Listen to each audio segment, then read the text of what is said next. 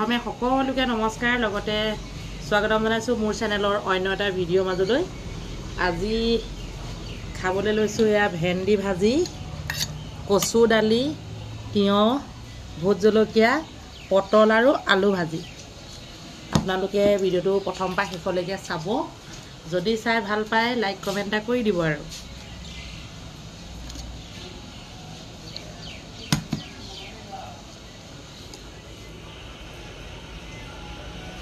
কৃষ্ণ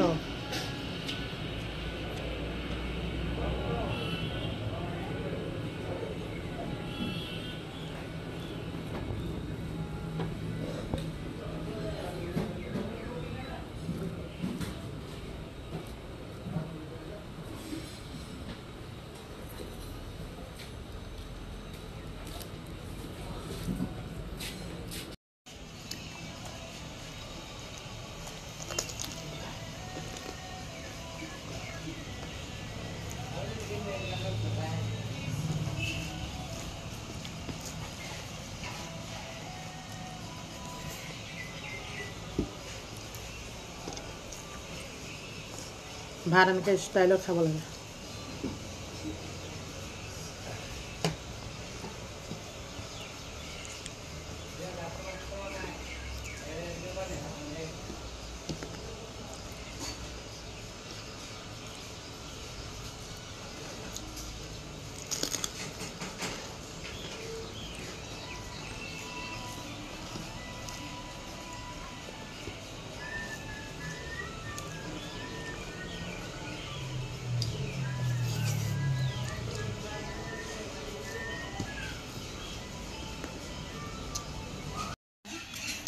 ভাত খাই থকাৰ মাজতে কথা এটা কৈছোঁ মই যে এইবিলাক কেঁচা কেঁচা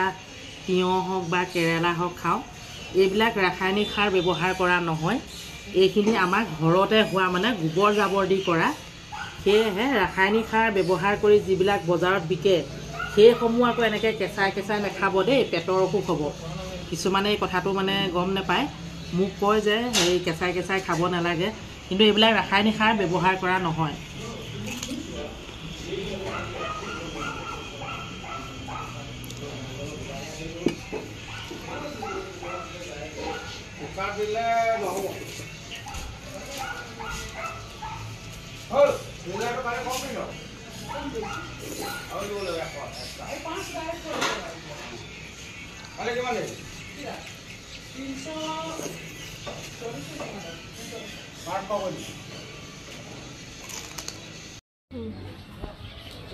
মই ইমানতে এতিয়া সামৰিলোঁ আৰু যিখিনি এতিয়া বাকী থাকিলে আমাৰ কেমেৰামেনে খাব মানে মোৰ ছোৱালীজনীয়ে